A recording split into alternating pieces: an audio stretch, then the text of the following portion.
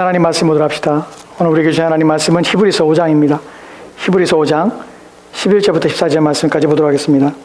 히브리서 5장 11절부터 14절 말씀입니다.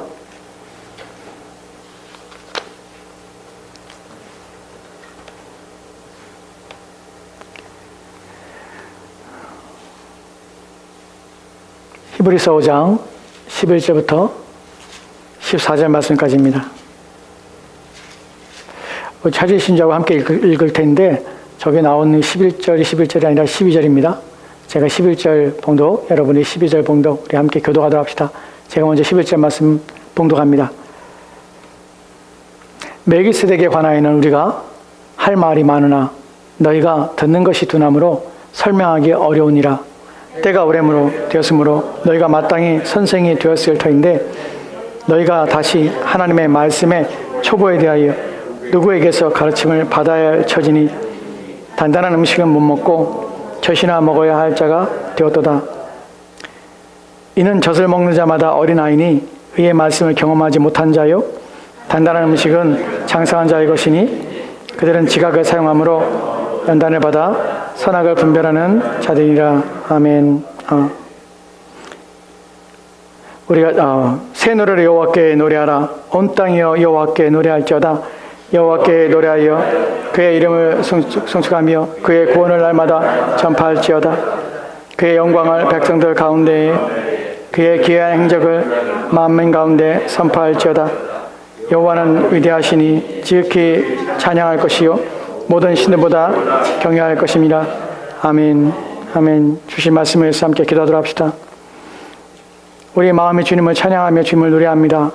이는 주께서 우리를 구원하셨으며 주께서 우리를 사망에서 건져내셨으며 주께서 우리를 영원한 생명으로 이끄셨기 때문입니다. 이 모든 주의 은혜를 기억하며 우리의 마음이 주님을 즐거워하며 기뻐하게 하옵소서. 주의 말씀이 우리를 즐거워하며 주의 말씀이 우리를 평안케 하며 주의 말씀이 우리를 힘있게 하며 주의 말씀이 우리를 강건하게 하시옵소서. 이 시간 주의 말씀을 듣습니다. 주의 말씀의 능력이 우리를 사로잡기를 소망하며 감사드리며 예수 그리스도의 이름으로 기도합니다. 아멘. 오늘 우리는 지난 시간에 이어서 좀 연속해서 생각해 보려 합니다.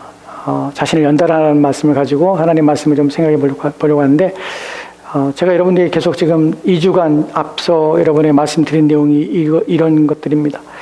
우리는 지금 위기의 시대에 살고 있고 신자는 더욱 그렇습니다. 이런 시대에 우리는 어떻게 할 것인가 하는 부분이죠. 기록에 의하면 15세기부터 20세기 초반까지 한국인들의 평균 신장에 대한 기록을 찾아보면 평균 신장이 161cm였다고 그래요. 특히 조선시대는 더 그렇고 그 전에는 15세기 초반에는 150cm 후반 그 정도의 신장이었다고 합니다. 현재는 기록에 의하면 현재의 한국인의 지금 시대에 한국인의 평균 신장이 얼마나 신장이 됐냐면 174cm라고 그래요. 많이 신장이 됐죠. 지금 전 세계적으로 평균 신장이 가장 높은 나라가 네덜란드입니다. 네덜란드가 182cm예요. 그 사람들은 평균 신장이 그래요. 대단히 크죠. 그리고 덴마크가 181, 독일이 180입니다. 평균 신장이. 그러니까 우리 같은 사람은 가면 다 키가 평균 신장에도 못 들어요.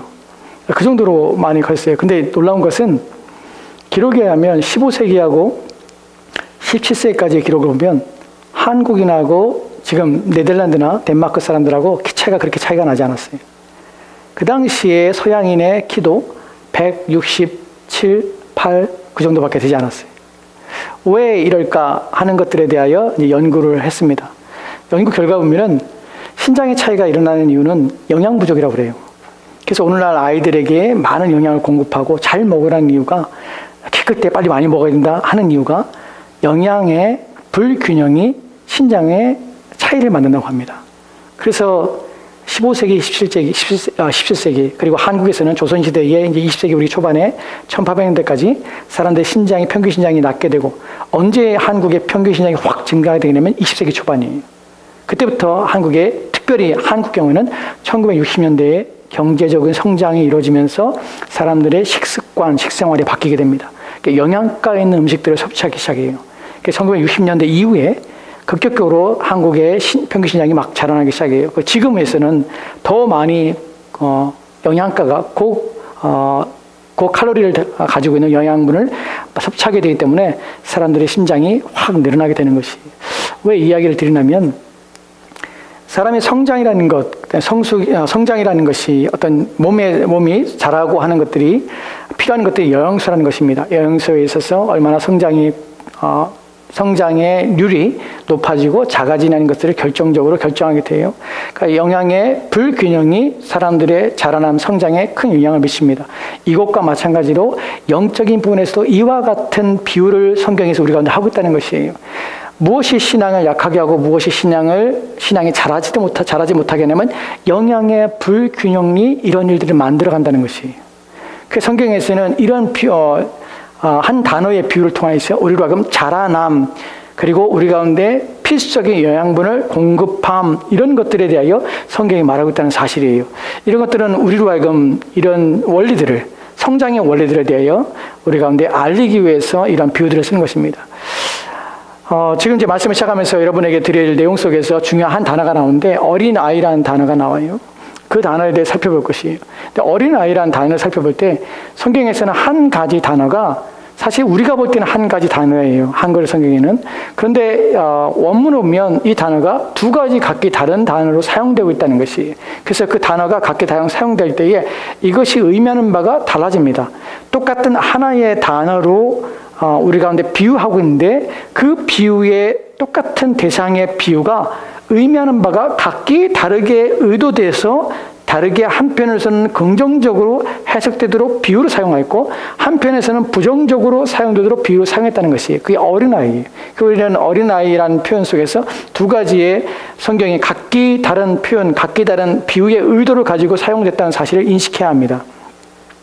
성경에서 어린아이 같이 대라 할 때 우리는 무슨 의미로, 어떤 목적으로, 또 어느 구절에서 라는 것을 따져봐야 돼요.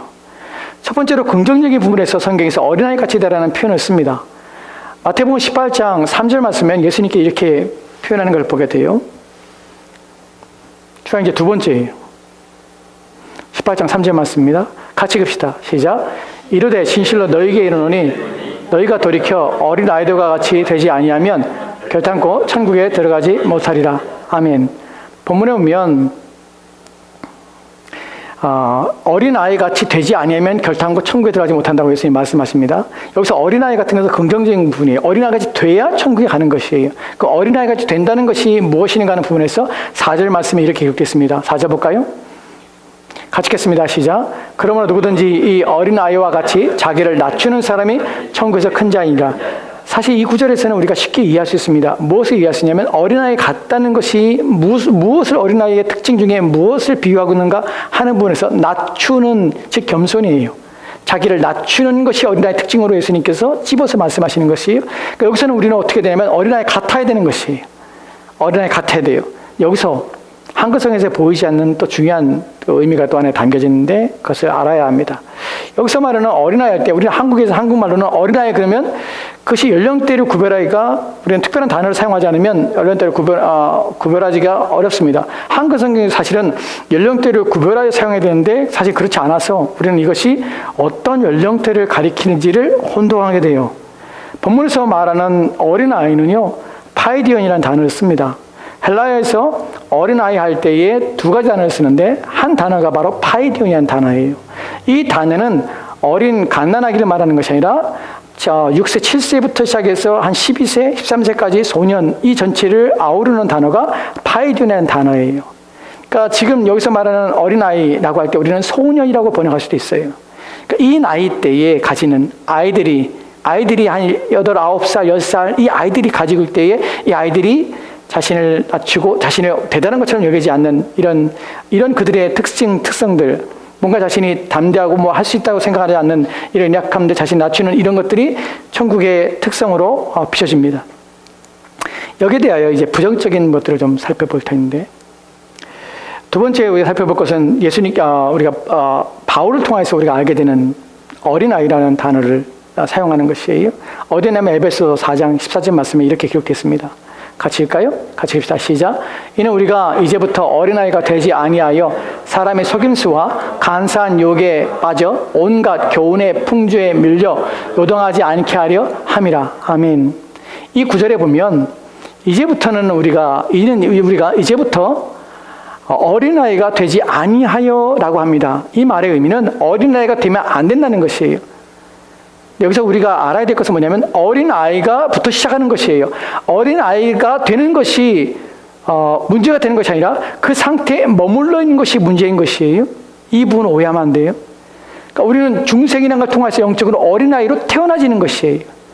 그러니까 우리가 우리의 상태가 어떤 처음에 그리스도 예수를 믿음하냐마 우리가 이제 죄 사함 받고 성령을 통하여서 그리스도와 연합된 관계 속에 들어갈 때 우리는 그때 새 생명이 우리 가운데 시작되는 것이 지난주에 살펴봤던 것처럼 새 생명이 우리 가운데 있게 되고 하나님의 씨앗이 심겨지게 되는 것이 우리가 성경에서 중생이라고 거듭남을 표현하는 것을 이해해야 됩니다. 다시 태어나는 것이에요. 이때 우리는 장성한 자로 태어나는 것이 아니에요. 내가 70 먹어서 예수를 믿었으니까 내가 이제 거듭나면 70 먹은 그리스도인이 되는 것이 아니에요. 70이건 80이건 90이건 그리스도 안에서 태어난 자는 어린아이예요. 네, 교회 안에서 우리가 이 부분에 대하여 착각을 해요. 우리가 그 나이의 연배에 맞는 존중과 또한 그 나이에 맞는 우리가 공경을 하는 것은 마땅합니다. 하지만 영적으로는 어린아이란 사실을 기억해야 돼요. 즉 중생은 첫 출발은 어린아이입니다. 근데 문제는 어린아이가 상태는 머물러 있고 태어나는 목적이 아니라는 것이에요. 그가 태어나서 어린아이로 태어났을 때 그것이 그의 최종적인 결과가 아니에요. 부모가 자녀를 낳았을 때 이 자녀의 어린아이의 상태가 부모가 자녀를 태어나게 하고 그다 기대하는 최종 상태가 아니라 이 자녀는 자라나야 되는 것이 그래서 바울이 말하는 것이 우리가 이제부터는 우리가 처음에 중생에서 어린아이 태어났어. 그것은 모두가 다 출발점이 그래. 나는 것이에요. 하지만 이제는 어린아이가 되지 아니해야 돼 라고 말하는 것이에요. 왜냐하면 여기서 어린아이는 부정적인 의미예요. 앞서 말한 예수님께서 어린아이 같이 돼야 돼 라고 말해서 우리는 나도 어린아이 같이 돼야 돼 이렇게 생각하면 안 되는 것이에요.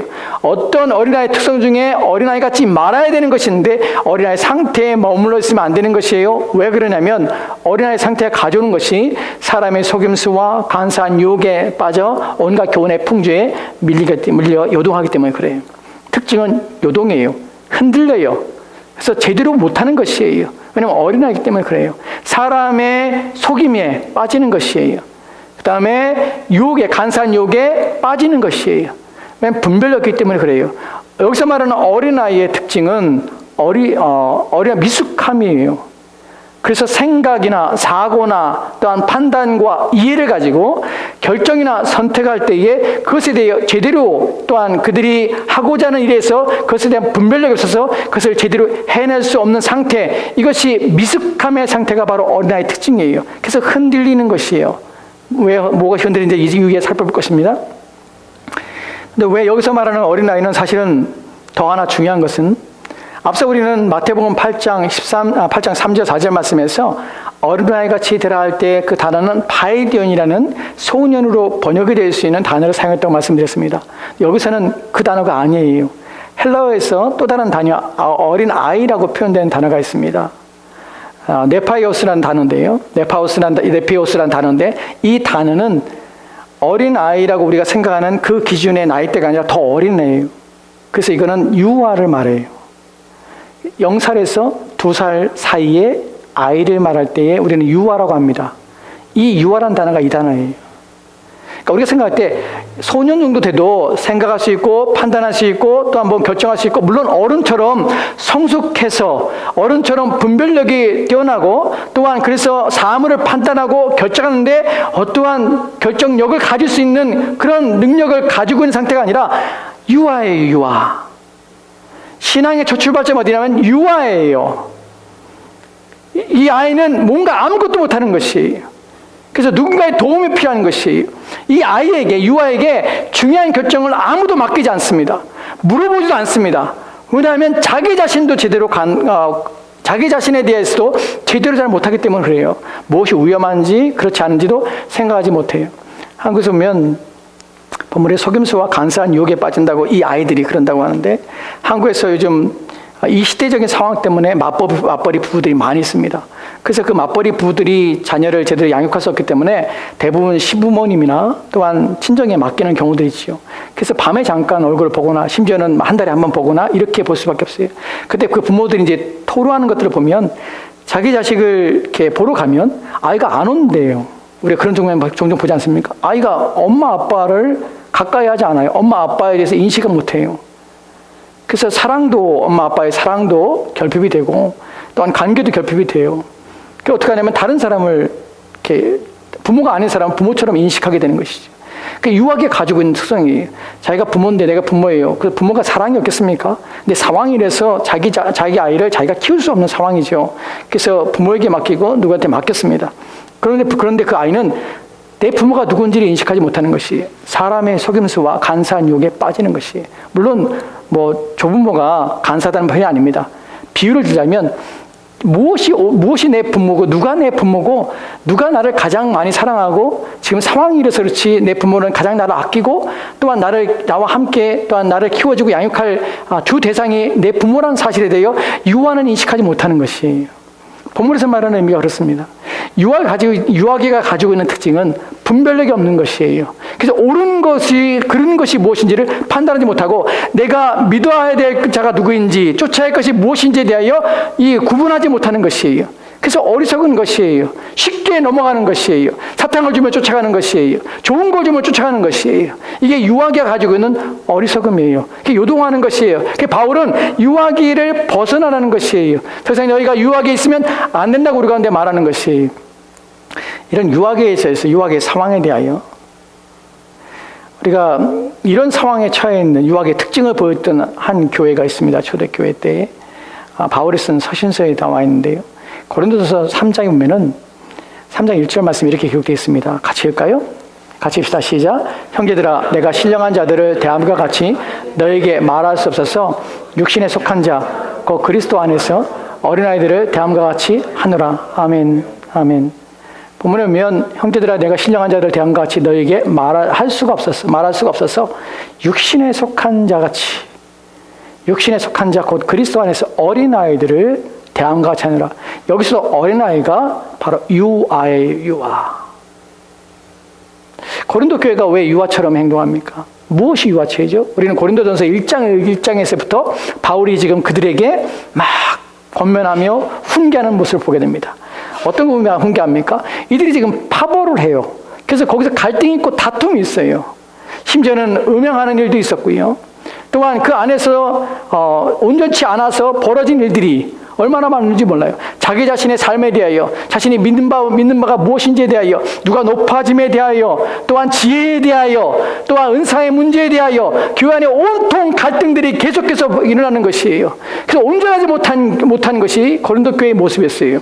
고린도서 1장에 보면 1장부터 시작해 고린도전서의 전체 내용을 보면 계속해서 바울이 훈계하고 꾸짖고 책망하는 일들이 계속해서 반복되는 것이에요.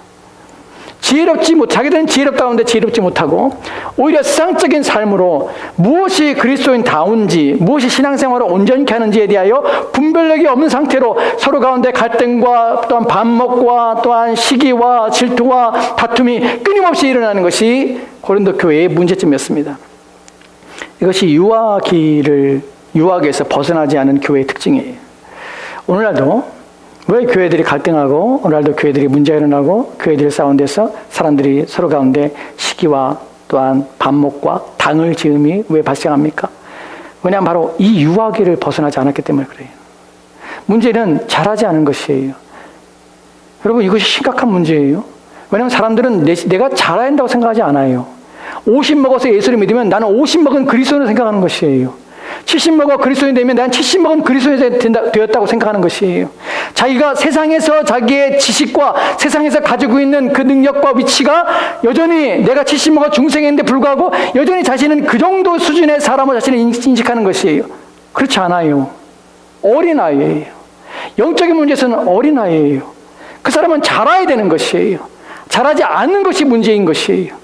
그래서 이 문제에 대하여 얘기하는 것이에요. 우리는 제발 우리가 첫 번째 중생에서 이 상태에 머물러 있지 않아야 된다는 사실을 인식하고, 두 번째 내가 언제 예수를 믿었든지 그 상태가 나의 영적인 수준을 만들며 또한 그 영적인 수준에 이르게 한다는 사실을 우리 생각하면 안 된다는 것이, 스스로 착각하면 안 돼요. 잘하지 않았으면 어린아이예요. 어린아이의 특징은요, 교회 안에서의 신앙의 분별력이 없어요. 무엇이 옳은지 그른지를 생각하지 못해요. 그리고 그 안에서는 세속적인 것들이 여전히 드러나요. 그래서 다투고 시기하고 질투하고 교회 안에서 행하는 모든 일들 가운데서도 영적인 일을 가지고 그것을 육적인 일을 만들어버려요. 이것이 교회 안에서 그래서 분열이 일어나고 다툼이 일어나고 교회 안에서 경쟁이 일어나고 싸움이 일어나고 하는 문제들이, 이 문제가 일어나는 것이, 우리는 자라야 되는 것이, 성경 우리 가운데 자라라고 우리 가운데 끊임없이 말하고 있다는 사실을 기억합시다. 이런 사실에 대해서 그리스도께서는 사실 우리를 자라게 하시기 위해서 우리를 불렀다는 사실을 우리는 알아야 돼요. 사실 우리가 눈여겨보지 않는 구절들이 있습니다. 이런 약속도 우리 가운데 주신 구절이 있어요. 초하형제 첫 번째의 구절 올라가요. 요한복음 10장 10절 맞습니다. 같이 봅시다. 시작. 도둑이 오는 것은 도둑질하고 죽이고 멸망시키라는 것뿐이요, 내가 온 것은 양으로 생명을 얻게 하고 더 풍성히 얻게 하려는 것이라. 아멘. 본문에 보면 여러분이 이해될 것, 어떤 놀라야 될 것이 이 부분, 뒤에 부분이에요. 도적이 오는 것은 도둑질하고 죽여 멸망을 시키는 오는 것이, 그런데 내가 온 것은, 그리스도께서 온 것은 양으로 생명을 얻게 하는 것이. 그래서 우리는 예수님이 요한복음 10장에서 나는 참 목자, 사꾼 목자는 난 참 목자라고 예수님 말씀하세요. 나는 양의 문이라고 말씀하세요. 여기서 본문에서 예수님께서는 양으로 생명 얻어요. 여기서 그쳐도 돼요. 그치면 우리는 더 이상 생각하지 않아도 돼요. 예수님께서 우리 가운데 생명을 주세요. 우리의 중생을 도와 우리의 생명을 새롭게 살아나게 하는 것이에요. 죽었던 우리의 영혼을 살리시는 것이에요. 이 일을 주님께서 우리 가운데 그리스도의 십자가를 통해서 이루신 것이에요. 여기까지 우리 알아요. 하지만 예수님께서는 생명을 주고 생명을 주는 걸 그치는 것이 아니라 그 생명을 더 풍성케 한다는 것이 오늘 우리가 살펴볼 중요한 내용이에요. 이 사실을 깊이 생각하지 않아요. 즉 생명은 한번 주어지는 것 그치는 것이 아니라 그 생명은 풍성해지는 것이에요. 그것이 주님께서 우리 가운데 주시고자 하시는 것이에요. 우리가 중생을 얻고 또한 그의 새로운 생명을 우리 가운데 주어졌을 때 그 생명은 그 얻은 그 자체, 그 순간으로 족하며 그 상태에 머물러 있는 것이 주님이 우리에게 생명을 주신 목적이 아니라 그 생명을 풍성케 하는 것이 주님이 우리를 구원하신 목적이라는 사실이에요. 그럼 우리는 무엇을 기대할 수 있습니까? 우리 생명이 어떻게 더 풍성해질 수 있을까 하는 것을 기대할 수 있어요. 그리고 풍성해져야 되는구나 하는 것을 알 수 있는 것이, 이 부분을 깊이 묵상하게 되면 그리스도인 삶이란 그리스도가 주시는 그 생명이 넘쳐나는 삶이고, 그 삶으로 말미암아 우리 가운데는 더 풍성해져서 부족함이 없는 것이 그리스도인의 삶이, 또한 그리스도께 우리를 이끌어 가시고자 하는 방향이며 목적이라는 것을 우리가 인식하게 돼요. 그렇다면 우리는 여기서 그리스도 앞에 더 가까이 나가야 한다는 생각을 알게 되고, 그분 앞에서 생명을 얻은 자로서 그 생명을 더 풍성케 하시는 것이 그리스도구나 하는 사실을 인식하게 돼요. 어떻게 해요? 그래서 우리가 지난주에 살펴봤던 것은 우리가 그리스도께 더 가까이 나가는 것이, 이런 사실을 우리는 성경을 통하여 잘 인지하지 못해요. 이런 구절들은 하나씩 살펴보고 그 의미가 무엇인지를, 그 의미의 깊이를 인식해야 돼요. 기억합시다. 우리의 생명을 더 풍성케 합니다. 우리가 만족하도록 주님께서 우리의 생명을 더 더하실 것입니다. 어떻게, 또는 그것이 무엇인지 하는 부분에 대하여 또 다른 부분을 살펴보도록 합시다. 한 구절 살펴볼 것은 이제 뒤로 넘어올 거예요. 고린도전서 13장 11절 말씀입니다. 같이 봅시다. 시작.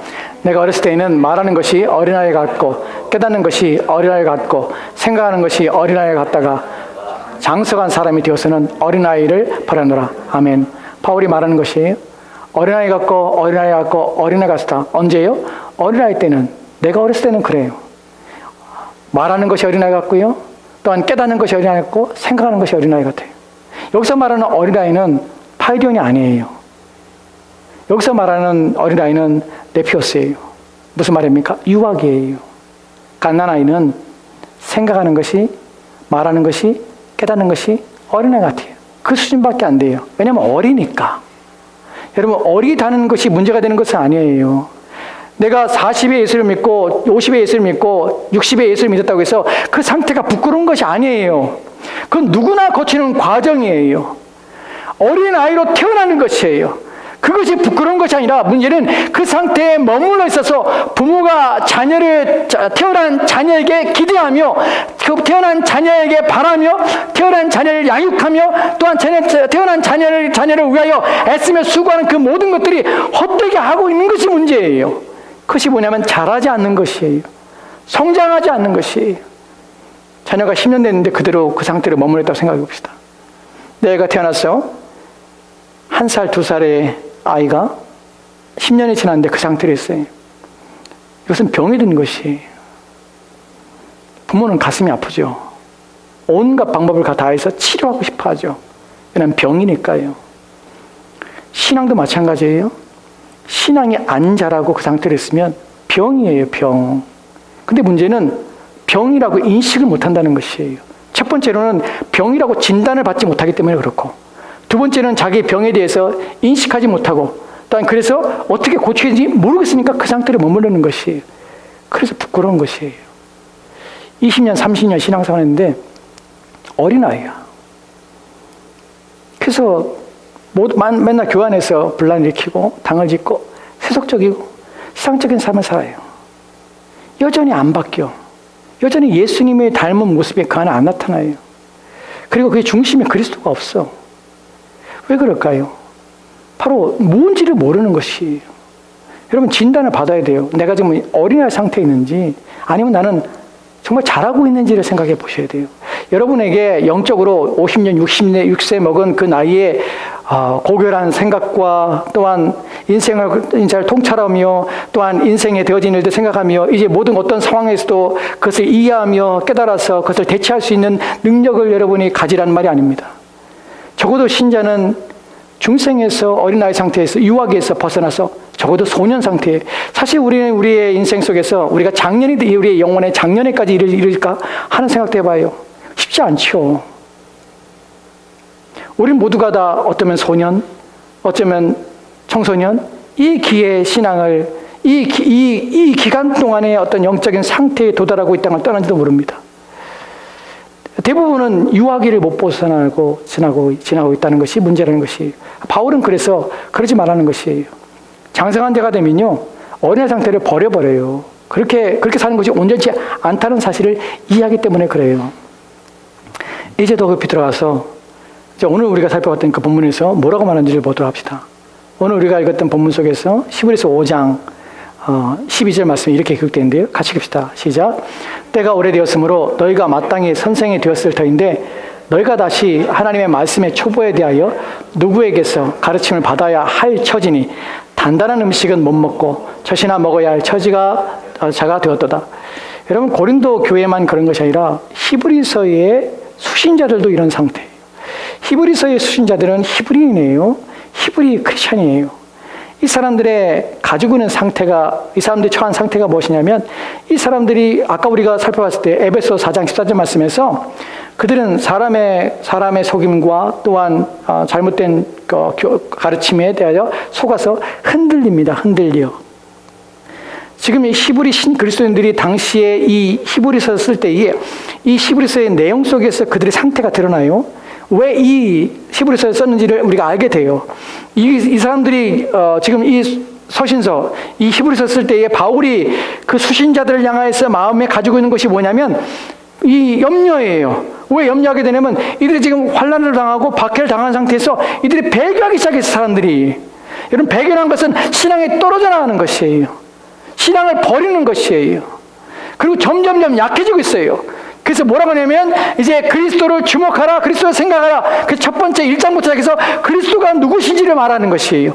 그리고 너희가 붙잡고 너희가 신뢰할 자가 누구신지, 그분이 너희들에게 행한 것이 무엇인지를 다시 한번 그들에게 각인시키고 또 새롭게 하여서 그들의 믿음을 의지하며 믿음 안에 살도록 이끄는 일들을 히브리서가 우리가 근데 보여주고 있다는 사실이에요. 이 사람들은 이제 흔들린 사람들이에요. 왜 흔들립니까? 왜 배교하고 신앙이 흔들리고 믿음에 떨어지게 하고 믿음이 약화되고 또 후퇴합니까? 왜냐하면 이들 가운데 지금 문제가 발생했어요. 너희 때가 오래되었으므로 너희가 마땅히 선생이 되었을 텐데, 지금 기대하는 건 뭡니까? 선생이에요. 선생은 뭐 하는 자예요? 가르치는 자예요. 근데 이 가르치는 자는 언제 가르칩니까? 태어나자마자요? 아니요. 때가 오래되었음이에요. 때가 오래되었으니 무슨 말입니까? 시기적인 것들이에요. 오랜도록 너희가 신앙생활했고 이미 그리스도 안에 들어온 지가 오래됐다는 것이에요. 그럼 너희에게 기대할 수 있는 것은 무엇이냐면 너희들은 이제 어린아이가 아니라 누굴 가르치는 수준에 이르는 것이 너희들에게 기대되는 것이에요. 여기서 우리는 신앙의 연수가 아무런 신앙에 유익이 되지 않는 모습을 보게 돼요. 누가요? 당시에 그리스도인들도 그랬어요. 고린도 교인들도 그랬고요. 오늘날은요? 안 그럴 것 같아요? 더 심하죠. 모르는데요. 때가 오래되어서 너희가 예수를 믿은 지가 얼마나 오래됐냐. 그래서 내가 너에게 기대할 수 있는 것은 당연히 마땅히 기대할 수 있는 것은 선생이 되는 것이야. 그런데 어떻게 합니까? 너희가 다시 하나님의 말씀의 초보에 대하여 누구에게서 가르침을 받아야 할 처지니 너희가 다시 본문에 보면 다시 하나님의 말씀의 초보에 대하여 본문의 초보라는 것은 기초적인 것이 처음에 중생한 다음에 이제 이후에 배우는 것들 이후에 아는 수준의 낮은 수준의 상태에 있는 것이에요. 이 수준이 왜 나쁘냐면요. 그 다음에 나는 단단한 음식을 못 먹고 젖이나 먹어야 할 처지가 됐다. 하나님의 말씀의 초보라는 것이 무엇으로 표현되고 있냐면 젖을 먹는 상태로 표현되고 있어요. 이것은 단단한 음식을 못 먹어요. 유아기니까 젖을 먹죠. 여러분 젖을 계속해서 먹는다고 해서 여러분이 엄마 젖을 10년, 20년 먹는다고 해서 여러분이 장성한 것이 아니에요. 엄마의 젖이 필요한 것은 유아기 때 필요하고 그 다음에 아이들의 음식이 바뀌게 됩니다. 그래서 유아 때에 아이들이 이유식을 시작하죠. 그래서 음식을 바꿔줘요. 왜냐하면 그 성장을 촉진시켜서 다양한 영양분을 필요하기 때문에 그래요. 그래서 유아 때에 이 이유식을 통해서 점점점 단단한 음식을 먹을 수 있도록 자라게 하는 것이에요. 그 이유식을 통해서 이제 각종 영양소를 더 풍성한 영양소를 얻게 하는 것이에요. 엄마의 젖에 영양소가 없다는 말이 아니에요. 하지만 그것은 유아기 때 필요한 것이에요. 유아기 때 먹어야 될 영양소가 있고 이제 자라는 후에 먹어야 될 영양소가 있는 것이에요. 그 자라는 후에는 더욱더 단단한 음식을 먹게 되는 것이에요. 그런데 당시에 그리스도인이 어떤 상태였냐면 연수가 오래된데 불구하고 여전히 하나님의 말씀의 초보에 머물러서 여전히 유아기 때 먹어야 될 젖을 먹으면서 그 상태에서 머물러 있다는 것이 안 자라요. 그것으로는 자랄 수가 있는 것이 아니에요. 그것으로 성인이 될 수 있는 것이 아니에요. 그 상태에 머물러 있는 것이. 그래서 바울이 지금 그들을 책망하는 것입니다. 본문에 보면 이들에게 필요한 것이 무엇이냐면 지금 이들의 문제점이 첫 번째가 다시란 표현 속에서 이들은 하나님의 말씀의 기초를 했던 사람들이에요. 이미 배웠던 사람들이에요. 이미 알았던 사람들이에요. 이미 알았던 것이 이미 그것에 대하여 들었던 사람들이에요. 근데 이들의 문제점이 무엇이냐면 그 들은 바에 대하여 깊이 생각하고 그것을 먹어서 자기 것을 삼아서 이제 다음 단계로 올라가야 될 다음 단계로 성장해야 될 기반 그 몸에 힘을 얻고 그래서 성숙에 이르는 그런 과정들에 대해서 성장의 요소로 삼지 않고 있다는 것이 무슨 말이에요? 젖을 먹고 있지만 그것이 제대로 소화되거나 제대로 영양분을 받지 못한 상태에 있는 것이 누가 문제입니까? 이것은 영양분의 문제가 아니라 그것을 소화하지 못하면 소화하려고 하지 않는 자기 자신의 문제인 것이 이런 문제 때문에 사실은 그리스도의 도의 초보에 대하여 이런 문제가 일으키는 것들 이런 문제 때문에 사실 문제가 되는 것이 우리가 이제 14절 말씀을 살펴볼 것인데 그 전에 하나님의 말씀의 초보라는 것에서 그건 뭘 먹었냐는 것이죠. 이들이 어떤 것을 알고 있냐는 것이죠. 그 성경에서 하나님의 말씀의 초보가 무엇이냐는 것이죠. 이것이 젖으로 표현되는데 이것이 기본적으로 뭘 알고 있냐는 것이죠. 그 부분에 대하여 중생 후에 그들이 어떤 상태에 어떤 것을 알고 있으면 어떤 것을 배웠는지 알았는지를 살펴보도록 합시다. 같은 성경에 히브리서 6장 1절과 2절 말씀이 이렇게 기록됐어요. 같이 읽읍시다. 시작. 그러므로 우리가 그리스도의 도의 초보를 버리고 죽은 행실을 회개함과 하나님께 대한 신앙과 세례들과 안수와 죽은 자의 부활과 영원한 심판에 관한 교훈의 틀을 다시 닦지 말고 완전한 대로 나갈지니라. 아멘. 본문의 단어들이 좀 어려울 수 있습니다. 쉽게 설명을 드릴게요. 여러분 지금 우리가 어디인지 알고 계시죠? 사실 오늘 본문은 어려운 것은 아닙니다. 중요한 것은 우리는 유아기의 상태에 있었고 유아기 상태에 자라야 한다는 것이 자라지 않는 것이 문제예요. 어떻게 자라냐는 것이 인식하고 또한 그것에 대하여 고민하고 또 생각해 봐야 돼요. 그러니까 오늘 말씀의 결론이 그 부분을 살펴보는 것이 여기서 중요한 것이 왜 이 사람들이 하나님 말씀의 초보 기초가 무엇이었고 이것을 그들이 알고 있다는 것이에요. 사실 본문은 우리가 더 큰 충격을 줘요. 지금 오늘날 그리스도인들에게. 왜냐하면 이것을 초보라고 말하고 있다는 사실이에요. 이것조차도 모르는 사람이 많다는 것이에요. 오늘날 교회 안에서. 그러니까 뭘 기대하겠어요. 교회 안에서. 하나님의 교회 안에서 성숙한 신앙을 기대한다고요? 이 본문에서 나오는 이 지금 히브리서 6장 1절과 2절 말씀에 말하는 내용조차도 모르고 있는데 무슨 기대를 합니까? 기초도 모르는데. 본문에서 그러므로 우리가 그리스도의 도의 초보라고 해요. 하나님 말씀의 초보에 대해 다시 너희가 다시 배우고 가르쳐야 한다. 그들은 이미 들었어요. 다시 저수라는 것이, 젖이 가장 연약한 것이에요. 중생한 다음에, 태어난 다음에 첫 번째로 필요한 것이 젖이에요. 이것을 그들이 알고 있으며 이 상태에 떠나라는 것이에요. 본문에 보면 그리스도의 도를, 초보를 버리러 갑니다. 버리라는 것은 그냥 관심 없이 내버리란 말이 아니에요. 이것은 이미 지나간 것으로 이미 배웠기 때문에 이것은 확신하여 기초로 삼는다는 것이에요. 더 이상 그것에 머물렀지 말고 성장하기 위한 디딤돌로 삼고 성숙해지라는 것이에요.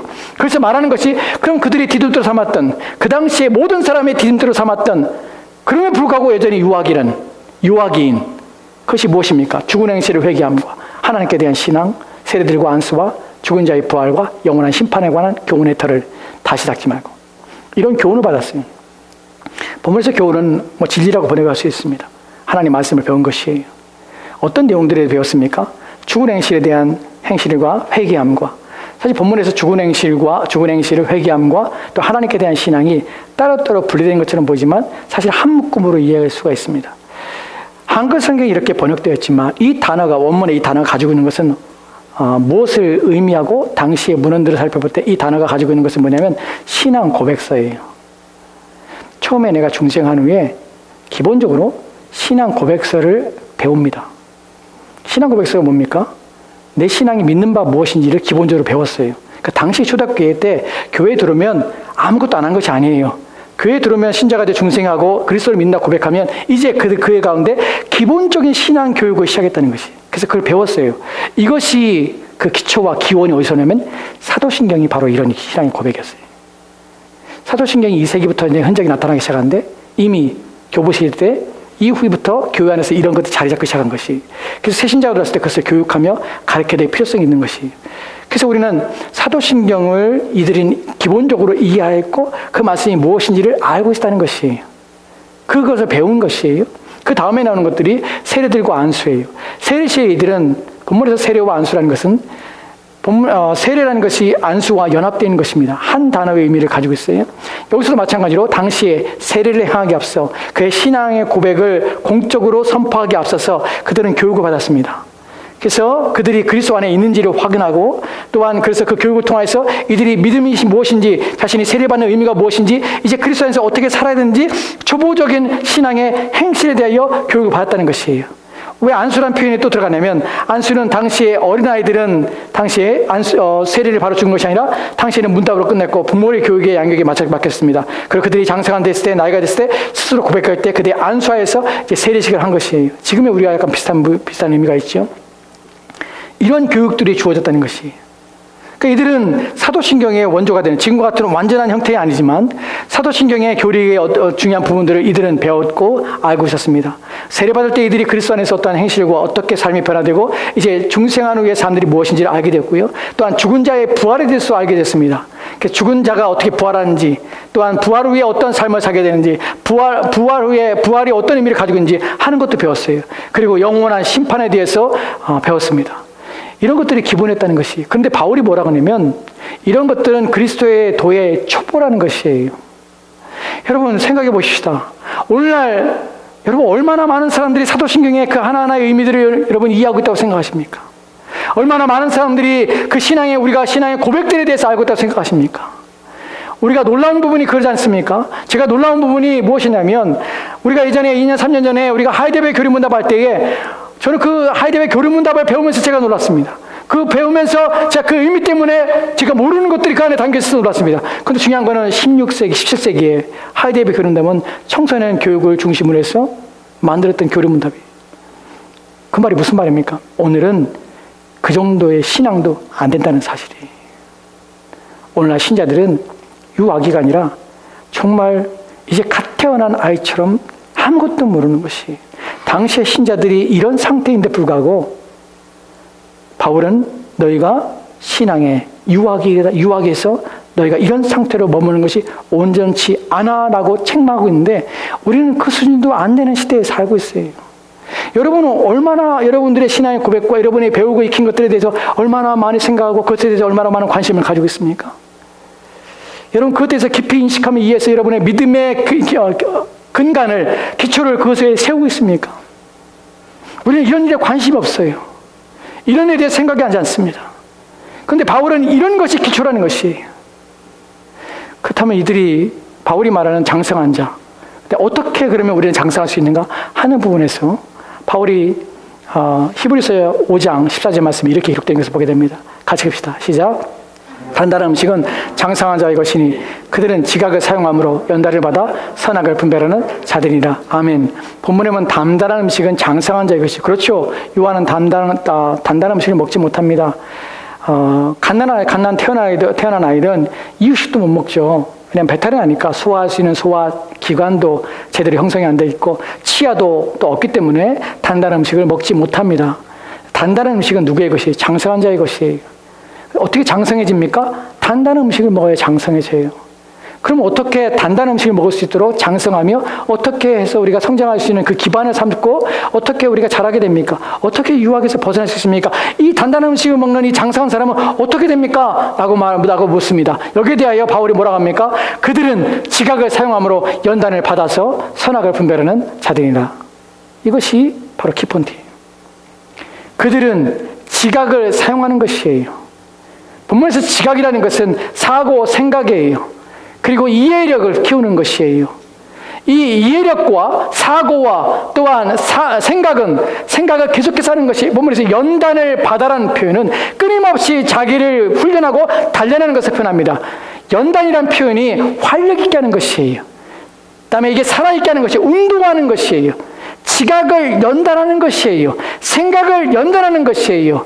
또한 우리의 사고의 능력을 연단하는 것이에요. 여기서 우리는 이렇게 합니다. 이렇게 이해하시죠? 목사님, 저는 그 정도로 똑똑하지 않은데요. 저는 목사님처럼 또는 어떤 학자처럼 그렇게 지식이 또한 사고와 생각과 기억력이 탁월하거나 또한 이해력과 논리력이 탁월해서 어떤 말씀을 드릴 때 그걸 논리적으로 쉽게 깨맞추거나 쉽게 이해하는 그런 수준은 나는 아닌데요. 어떻게 내가 지각을 단련하고 이해력과 판단력과 논리력을 개발할 수 있습니까? 라고 생각할 수 있습니다. 그래서 이것은 나와 상관없다고 생각할 수 있어요. 그렇지 않습니다. 그렇지 않습니다. 여러분이 성경에서 우리는 베드로가 사도행전 2장에서 베드로가 설교하는 게 그 붙잡혀 갔을 때 장로들이 사내들의 공의원들이 베드로 보고 놀란 점이 무엇이죠? 본래 저 사람이 학문이 없는 줄 알았다라는 표현을 씁니다. 무식했다는 것이에요. 학문이 없는 범인으로 알았어요. 근데 그가 말하는 거 보니까 이건 학문한 사람보다 더 뛰어난 것이에요. 여러분, 예수님께서 불렀던 제자들이 지각이 뛰어나고 논리적으로 또한 사고력과 이해력이 탁월한 사람이 뽑힌 것이 아니에요. 평생 태어나서 시골에서 어부로서 자기 아버지가 했던 일들을 그렇게 하면서 살아간 사람이에요. 학문에 대하여 한 번도 생각해 못한 사람이에요. 근데 어떻게 해요? 주님께서 그를 불러서 쓰시는 것이에요.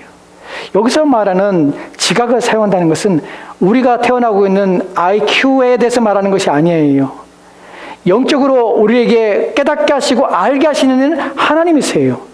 마태복음 16절 말씀에서 주는 그리스도시여 살아계신 하나님의 아들이십니다 라고 고백하는 그 고백이 주께서 이를 내게 알게 하는 것은 혈육이 아니라 네가 육체적으로 생각한 것이 아니라 사고 속에 난 것이 아니라 아버지께서 내게 알게 하신 것이라 깨닫는 것이에요. 바로 이것이 놀라움이에요. 이것이 가능한 이유가 무엇이냐면 이러한 주님과의 관계 속에서 우리를 깨닫게 하시며 우리의 마음을 열게 하사 진리의 빛을 비춰주셔서 우리가 그러면 이야기하는 것이에요. 이 사실에 대해 얘기하는 것이에요. 여기에는 지각과 IQ의 차별이 없는 것이에요. 우리는 어떠한 여기에 장벽이 없다는 사실을 인식해야 합니다. 모두가 다 부르심을 받았을 때 모두가 다 이러한 지혜와 또한 이러한 은사를 주님이 우리 가운데 주실 뿐만 아니라 우리가 그러면 깨닫게 하신다는 사실이에요. 우리는 용기를 얻어요. 우리는 일에 대해서 주저하면 안 돼요. 일에 대한 온 힘을 기울여야 되는 것이에요. 야고보서에서 너희가 지혜가 부족하냐? 너에게 후회 주시는 그 지혜를 후회 주시는 하나님께 간구하라 라고 주님께서 우리 가운데 말씀하셨던 사실을 기억하셔야 합니다. 핑계할 수 없어요. 모든 지혜는 주님으로부터 옵니다. 고린도전서 2장에서 이렇게 말하죠. 신령한 것들은 사람들이 알지 못해요. 신령한 그 영적인 것들, 신령한 것들은 신령함을 영적으로야 분별하리라. 어떻게 분별합니까? 성령을 통하여 분별할 수밖에 없는 것이에요.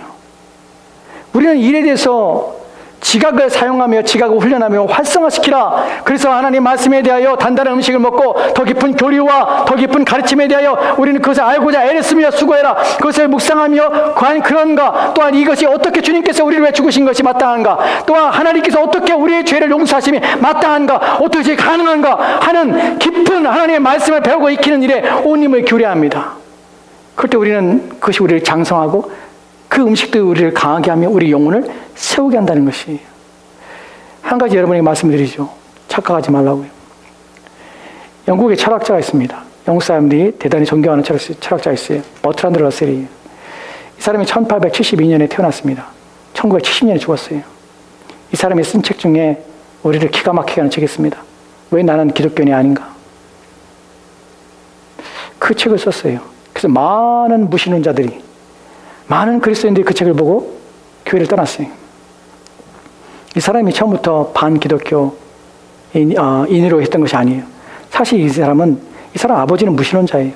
하지만 그는 어렸을 때 누구의 손이 자라냐면 그의 할머니의 손이 자라요. 할머니 신자예요. 그는 어렸을 때 할머니를 통해서 신앙 교육을 받아요. 성경 말씀을 받아요. 교육받아요. 이 사람이 얼마나 똑똑한 사람이냐면 어렸을 때 이미 헬라어와 히브리어를 다 깨우쳐서 헬라어와 히브리어를 가지고 성경을 읽었던 사람이에요. 그 정도로 신앙에 있어서 우리가 겉으로 볼 때는 정말 신앙이 누구보다도 더 뛰어난 지식과 또한 누구보다 뛰어난 재능을 가지고 있던 사람이에요. 이 사람이 장성해서 나는 왜 기독교인이 아닌가? 기독교를 반박하는 책을 씁니다. 무슨 말씀을 드리냐면 여러분 지적으로 탁월한 능력을 가지고 있어야 성경을 이해한다고 착각하지 마십시오. 난 나이가 먹어서 안 돼라고 생각하지 마십시오. 그 어떤 것들도 장벽이 되지 않아요. 왜냐하면 이것은 사람의 능력, 가지고 있는 재능의 발로로 말미암아 사람이 하나님의 말씀을 인식하는 것이 아니라 성령께서 우리의 마음에 감동하시고 깨닫게 하시며 이해하게 하시면야마 우리가 이 말씀을 이해하고 깨달아서 우리로 하여금 그것이 활발해지고 또한 그것이 각성되어서 우리로 하여금 더욱더 지각에 뛰어나게 하시고 탁월하게 해서 하나님 말씀을 받을 때 그 말씀이 믿어지게 하시고 그 말씀이 이해가 되게 하시고 깨닫게 되는 것이에요. 비록 그것이 우리가 논리적으로 설명하지 못한다 하더라도 그것에 대해 우리가 이해할 수는 있습니다. 본문이 말하는 것이 그것이에요. 왜 어린아이 상태로 있습니까? 하나님 말씀에 대한 더 깊은 이해하고자 하는 노력이 없습니다. 그 말씀을 들어도 그것을 입으로 삼키고 입으로 치아로 씻고 그것을 삼켜야 되는데 사람들이 그것을 토해내죠. 영양분은 아무리 영양분이 좋아도 그것을 입에 아무리 많이 집어넣어도요, 그것을 내가 삼키는 노력을 하지 않으면, 그것을 내 목구멍에 집어넣고 그것이 들어가서 내 몸에 그것이 효력을 발생시키는 일을 하지 않으면 아무리 좋은 하나님 말씀, 아무리 영향가 있는 하나님 말씀을 들어도 자기 영혼에는 아무런 효력이 없다는 사실을 여러분 아셔야 합니다. 하나님 말씀은 듣는 것이 중요한 것이 아니라 그 말씀을 듣고 사는 것이 중요합니다. 안 살아요. 실천해 보지 않아요. 그것을 내 것으로 삼지 않아요. 그것을 내 삶에 적용시키지 않아요. 그래서 안 자라는 것이에요. 언제까지 어린아이처럼 교회 안에서 신앙이 흔들리고 히브리서의 수인자들처럼 어떤 어려움이 있으면 순간 하나님을 멀리하고 그 환난과 어려움 속에서도 내 신앙이, 내 믿음이 내가 가지고 있었는가 할 정도로 희미해지고, 그리고 여전히 세상 속에서 세속적인 일로 걱정과 근심을 반복하며 매일매일 그렇게 살려고 하십니까? 그렇지 않아요. 기억합시다. 주님께서는 우리를 생명을 주셨을 뿐만 아니라 그 생명을 풍성케 하시려 한다는 사실을 기억합시다. 우리는 그 풍성한 생명을 맛보며 경험함으로 우리는 자라게 되는 것이에요. 자랄 때 우리 가운데 얻어지는 유익은 흔들리지 않는다는 것이에요. 어려움이 있고 힘들 때에 사람들은 일반적으로 믿음이 약하고 연약한 자들은 자기 눈앞에 있는 문제에 매여서 그것을 헤쳐나가고 그것에 매여서 그것을 풀기 위해서 애랬으며 그게 점점 세속화되고 세상적이 되고 이 땅의 것에 눈을 돌리게 되고 이 땅의 것들을 해결하기 위해서 그 일에 온 힘을 다하게 되는 것이에요. 그 어떻게 해요? 신앙이 없어지는 것이에요. 그리스도인은요, 장사한 자는요, 동일한 환난과 역경을 당할 때에 이 땅의 것들에 지속적으로 그것을 해결하기 위해서 집중하고 노력하기보다는 더 위의 것을 찾습니다. 더 본질적인 것을 찾습니다. 그 안에서 얻어지는 만족과 기쁨을 얻으려고 또한 그 모든 것들 하나님께 의탁하며 더 영원한 것들을 더 소망하려고 애랬습니다. 이것이 성장과 그렇지 않은 자의 크나큰 차이점이에요. 바울은 히브리 그리스도인들에게 경고합니다. 6장에 보면은 한번 빛을 받고 성령에 참여하자고 하늘 은사를 맛본 사람이 있어요. 그리고 나서 배교하는 자도 있어요. 절대로 너희들 회개하지 못한다. 절대 너희들 돌이키지 못해. 경고합니다. 그리고 어떻게 너희는 그럴 자가 아니라는 것을 그렇게 될 자가 아니라는 날 믿는다. 다시 한번 소망을 바랍니다. 그리고 다시 회복하라. 너희 눈을 그리스도께 고정하라. 그것이 우리가 해야 될 일들입니다. 여러분 부디 이 말씀을 통해서 여러분 자신을 훈련하고 연단에 대한 사실을 기억합시다. 여러분이 알고 있는 하나님에 대한 이해가 이 수준밖에 안 되면 또한 지금 그리스도의 도의 초보라고 불리는 이 상태에 머물러 있으면 안 됩니다. 더 깊은 말씀을 이해하고 더 깊은 말씀을 깨닫고 더 깊이 어려운 말씀들을 이해하려고 애를 써야 합니다. 왜 그리스도께서는 동정녀의 왜 인간의 몸에 태어나십니까? 어떻게 하나님이 인간의 손에 의해서 보호받습니까? 어떻게 그런 일이 가능합니까? 하나님께서 왜 이 세상을 창조하셨을까요? 이 창조를 통해서 하나님의 영광을 받으시며 그 영광을 이루시는 내용들은 무엇입니까? 어떻게 그분은 그런 일을 하십니까? 여러분 생각해 보셨습니까? 하나님이 어떻게 그분이 공의로우신 그분이 어떻게 내 죄를 용서할 수 있습니까? 어떻게 우리는 중생을 통해서 어떻게 성령을 통해서 그리스도와 내가 연합되었을까요? 그 연합의 깊은 의미는 무엇일까요? 그 연합 속에서 내가 얻을 수 있는 것은 무엇일까요? 여러분 성경이 우리 가운데 가르쳐주는 이 진리를 하나하나 우리가 살펴보고 따져볼 때에 우리는 더 단단하고 더 거친 음식을 먹음으로 우리의 몸의 영양분을 축적하여서 우리의 몸을 세우며 또한 강건하며 또한 든든해져가며 성장할 수 있는 그 기초와 그 기반들을 닫게 되는 것입니다. 그냥 되지 않습니다. 신앙은 성장해야 합니다. 부디 저와 여러분들이 유아기를 벗어나서 신앙이 성장하는 저와 여러분 되었으면 좋겠습니다. 기도합시다. 하나님, 주의 말씀을 볼 때에 우리가 얼마나 유아기로 또 얼마나 많은 사람들이 유아기 상태에 머물러서 자신이 훈련하고 단련하여서 더 깊은 신앙과 그리스도의 말씀의 초보에서 벗어나 이제 더 깊은 하나님의 말씀으로 들어가 자신을 온전케 하며 성숙하며 장성케 하는 일에 얼마나 힘을 기울이고요. 또 아이를 써야 되는지 모른 채 살아가는 이 시대에 우리 또한 이 상황에 함몰되어 살지 않도록 도와주시고 이 상황에 동일하게 하나님 연합하여서 우리 또한 그렇게 하나님 앞에 유아기로서 어린아이로서 주 앞에 서지 않도록 도와주옵소서. 더 장성하고 더 성숙하며 더 거룩하며 그리하여 더 깊은 신앙 가운데서 우리의 영혼은 안전하며 평안하며 또한 소망 가운데 더 풍성하신 것을 맛보며 살도록 주여 도와주시옵소서. 주께서 우리에게 더 풍성한 은혜를 내려주기 소망하며 감사드리며 살아계신 예수 그리스도로 기도합니다. 아멘.